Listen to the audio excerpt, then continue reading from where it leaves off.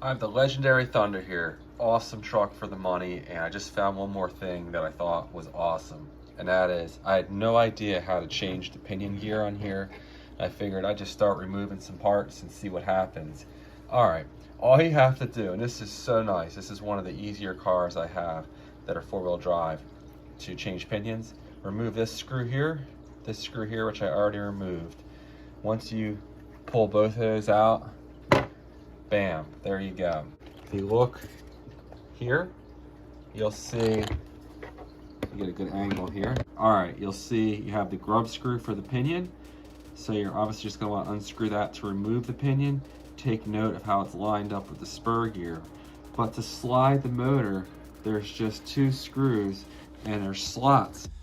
Right there, the motor mount has slots.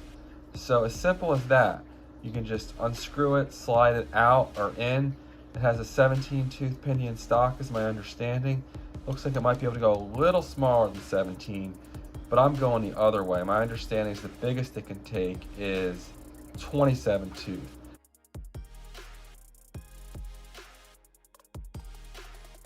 So again, I'm gonna line up that grub screw right there.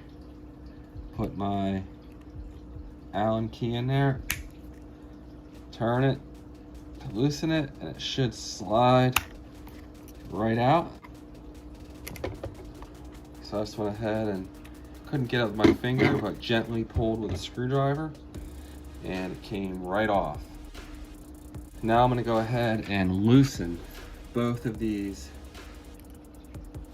hexes for the motor mount. Okay, no, it's a 2. All right, so I'm just gonna do about a half a turn on both of these.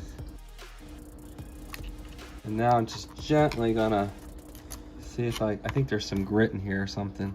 Yeah, there we go. Now the motor's sliding over.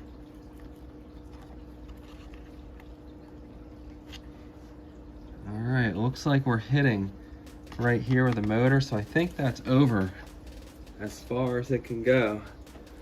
Yeah, the bottom one is maxed out, bottom adjustment, and the top one looks like it has a little bit left. So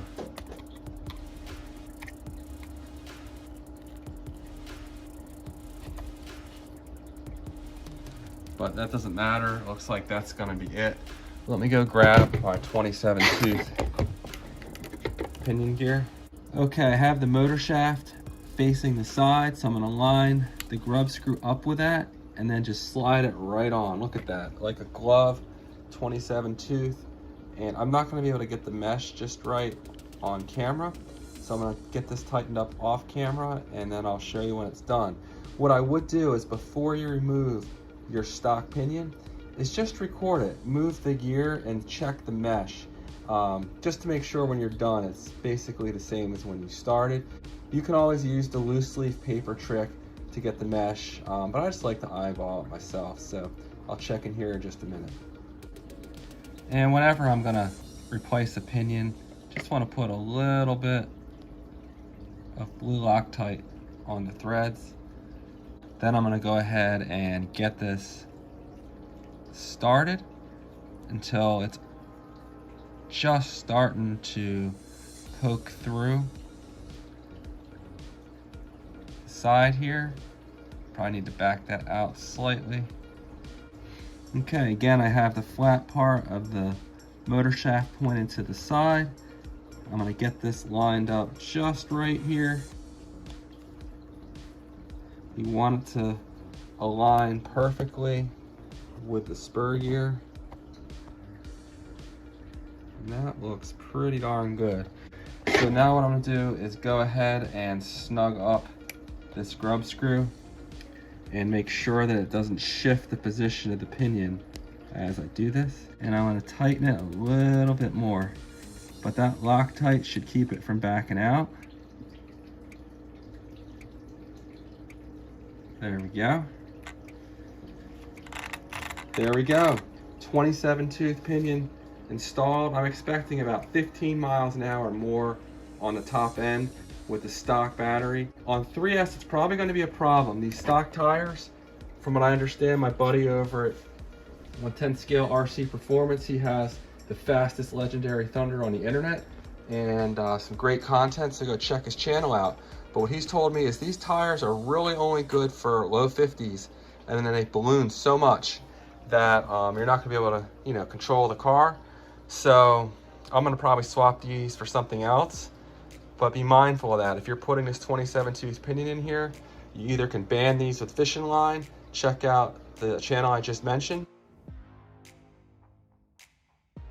and he can show you how to do that over there, or you know, again, running different tires. I'm going to run some Speedrun tires on here, which are a little smaller, make the truck go a little slower, but the ballooning won't be nearly as bad, and in the end it'll allow me to go a lot faster. Okay, I think that's gonna work. So now I'm gonna be careful not to move the motor best I can.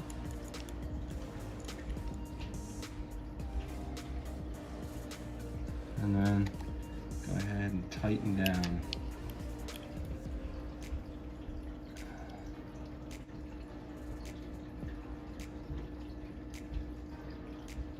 That's snugged up, and that's snugged up as well. And let's take one more look at the mesh here. Okay, and there we go. I think this is going to be my final mesh right here. Looks pretty good. Turn it, check another spot.